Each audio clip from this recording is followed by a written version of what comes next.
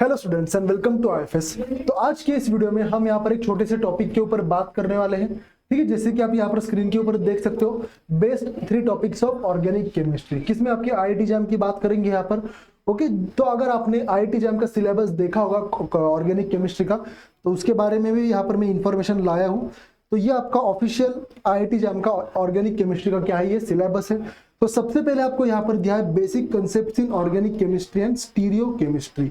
अब basic concept का मतलब क्या होता है, ये किसकी बात कर रहे हैं, आपके जीओसी प्लस एरोमेटिसिटी की बात कर रहे हैं, बराबर। और दूसरा दिया है उन्होंने यहाँ पर स्टीरियो केमिस्ट्री, यानी कि इसी में इसको इंक्लूड किया है उन्होंने स्टीरियो के साथ।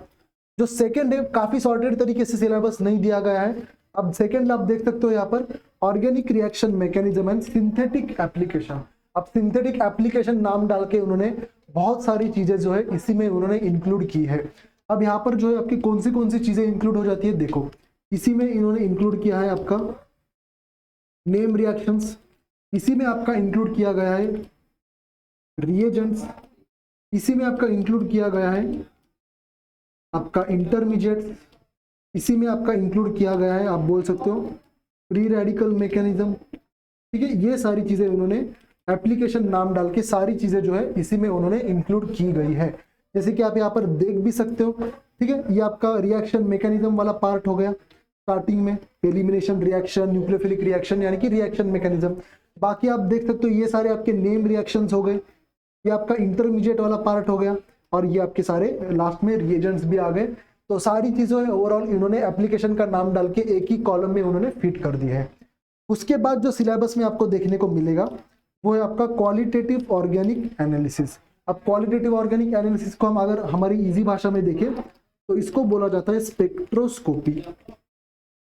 अब स्पेक्ट्रोस्कोपी में इन्होंने अलग से कॉलम किया है, बट यहाँ पर भी यूवी बोला है, आईआर बोला है, और प्रोटॉन एनएमआर आपको ऑब्वियसली आपके स्पेक्ट्रोस्कोपिक टेक्निक्स आपको देखने को मिलती है। और इसके ऊपर वैसे तो कई बार क्वेश्चंस आपको हमेशा देखने को मिलेंगे। उसके बाद आता है आपका नेचुरल प्रोडक्ट्स केमिस्ट्री। अब नेचुरल प्रोडक्ट्स केमिस्ट्री में आपका आता है अमीनो एसिड्स आ गया, कार्बोहाइड्रेट्स आ गया, न्यूक्लिक एसिड्स आ गया। यूजुअली इन 3 चीजों के ऊपर आपको सवाल देखने को मिलते हैं। आपका न्यूक्लिक एसिड्स हो गया, फिर आपका अमीनो एसिड्स हो गया, और फिर यहाँ पर आपका कार्बोहाइड्रेट्स हो गया। तो ये 3 टॉपिक यूजुअली आपके नेचुरल प्रोडक्ट्स से आपको देखने को मिलते हैं। और लास्ट में आपको दिया है हेट्रोसाइक्लिक केमिस्ट्री। अब हेट्रोसाइक्लिक केमिस्ट्री की अगर हम बात करें यहाँ पर, तो आपका फ्यूरान, पायरोल और आपका थायोफिन, इसके ऊपर आपको क्वेश्चंस देखने को मिलेंगे। ज्यादा से ज्यादा कुछ पीरियडिन के ऊपर भी क्वेश्चंस देखने को मिलते हैं। इसके अलावा तो आपको कई बार भी क्वेश्चंस यहाँ पर हेट्रोसाइक्लिक से तो नहीं देखने को मिलेंगे। ठीक है, अब इनमें से 3 कौन से ऐसे टॉपिक्स है जिसको बहुत ज्यादा वेटेज है। अब यहाँ पर मैं काफी सॉर्टेड तरीके से आपके लिए सिलेबस लाया हूँ। जैसे कि पहला टॉपिक जीओसी एरोमेटिसिटी बहुत इंपॉर्टेंट है, लेकिन क्या है वेटेज उतना कम होता है, थोड़ा बहुत, उतना ज्यादा वेटेज आपको यहाँ पर नहीं देखने को मिलेगा। रिएक्शन मैकेनिज्म में इसको 1 डंडी देता हूँ, रिएक्शन मैकेनिज्म का वेटेज थोड़ा सा ज्यादा होता है, इसको मैं 2 डंडियां देता हूँ। रिएजेंट्स का वेटेज काफी ज्यादा है, इसको मैं यहाँ पर 3 डंडियां देता हूँ। सिमिलरली स्टीरियो केमिस्ट्री का थोड़ा सा वेटेज कम हो जाता है, तो इसको मैं 2 डंडी देता हूँ।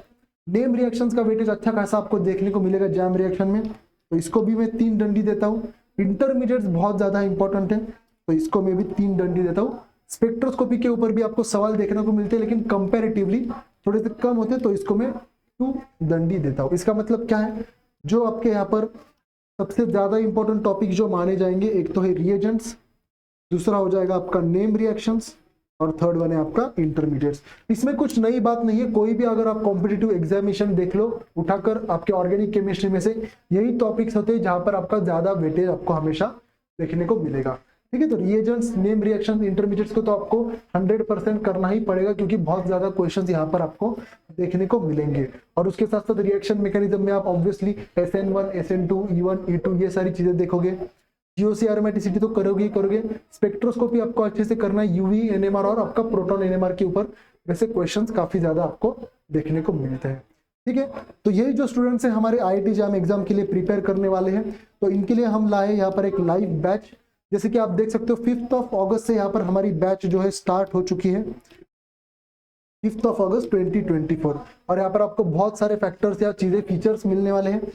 प्रिपरेशन करके मिलेगा, डीपीपीज मिलेंगे, संडे टेस्ट मिलेंगे, आप फैकल्टीज के साथ पर्सनल इंटरेक्ट भी हो सकते हो, है कि नहीं। तो आपका ये 2025 का टारगेट होगा जैम का, तो उसके लिए हम यहाँ पर एक नई बैच शुरू करने वाले 5 अगस्त, यानी कि हो भी चुकी है, बट टेंशन नहीं लो, अभी भी अगर आपने वहां पर अप्लाई किया तो भी आपको सारी चीजें पढ़ाई जाएगी, आपको 100% रिकॉर्डेड कोर्सेस यहाँ पर मिलेंगे ही मिलेंगे। उसके साथ साथ आप देख सकते हो ना ही सिर्फ chemistry, biotechnology, chemistry, mathematics, physics, सबके ऊपर आपका ये 70% ऑफ कोर्स लगने वाला है।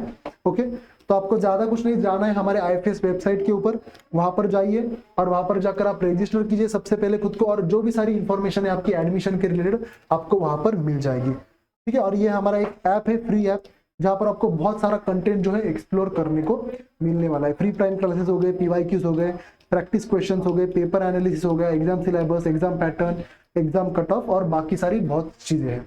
ओके, चलिए फिर all the best for your preparation and happy learning.